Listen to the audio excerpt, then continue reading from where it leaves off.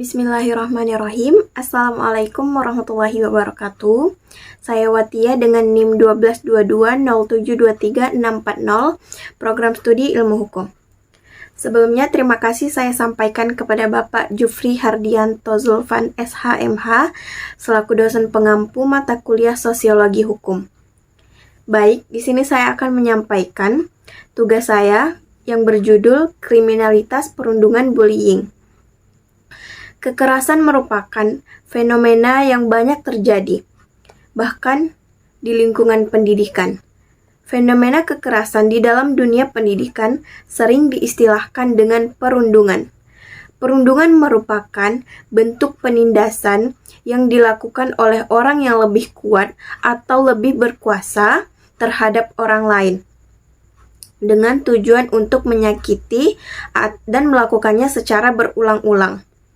Lalu, bullying adalah hasrat untuk menyakiti orang lain.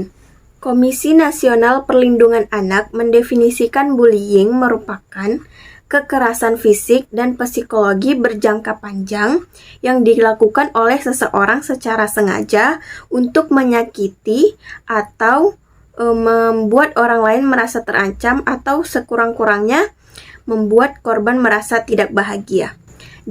Jadi dapat disimpulkan bahwa perundungan merupakan perilaku yang menyimpang yang dilakukan dengan sengaja oleh seseorang yang kuat terhadap orang yang lemah dengan tujuan untuk mengancam atau membuat mereka merasa takut, sekurang-kurangnya merasa tidak bahagia. Lalu di dalam perundungan atau bullying sendiri dapat dilakukan dalam beberapa bentuk tindakan. Pertama, bentuk tindakan bullying fisik. Penindasan fisik merupakan penindasan yang paling tampak atau paling dapat diidentifikasi. Contohnya saja seperti melakukan memukul, mencekik, menendang, meninju, dan lain sebagainya. Yang kedua yakni penindasan secara verbal. Penindasan secara verbal merupakan yang paling banyak dilakukan, baik dilakukan oleh anak perempuan atau anak laki-laki. Contohnya yakni memberi julukan nama, celaan, kritik kejam, dan sebagainya. Dan yang ketiga yakni bullying relasional. Bullying relasional merupakan bullying seperti melakukan pengabaian dan pengucilan. Selanjutnya cyberbullying. Cyberbullying merupakan segala bentuk tindakan yang dilakukan dengan menggunakan sarana media, baik media elektronik, sosial, dan sebagainya. Lalu apa saja sih faktor-faktor penyebab terjadinya perundungan? Pertama, faktor permusuhan. Permusuhan dan rasa kesal di antara pertemanan seringkali memicu adanya tindakan perundungan. Yang kedua yakni dendam.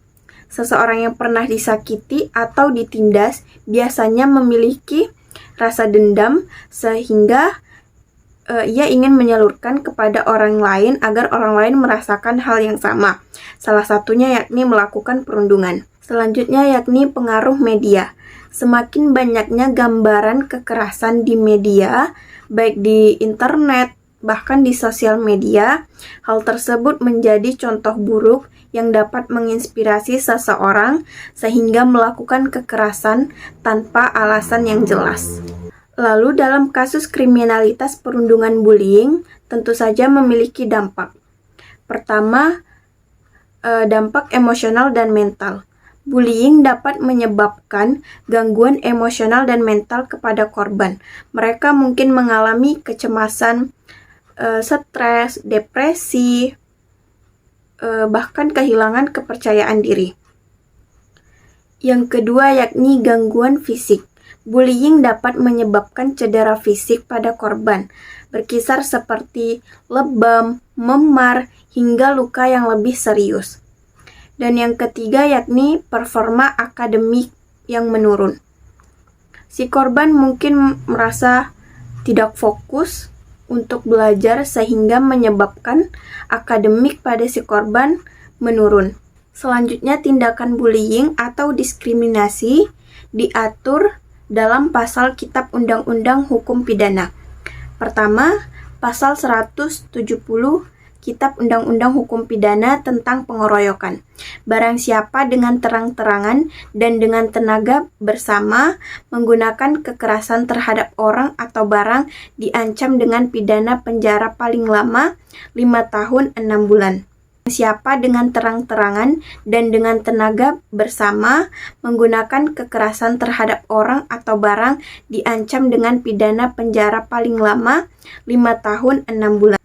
Lalu yang kedua yakni pasal 351 KUHP tentang tindak penganiayaan. Selanjutnya pasal 310 dan 311 KUHP tentang perundungan yang dilakukan di tempat umum dan mempermalukan harkat dan martabat seseorang. Baik, sekian dari saya. Mohon maaf apabila ada kesalahan. Akhirul kalam. Wassalamualaikum warahmatullahi wabarakatuh.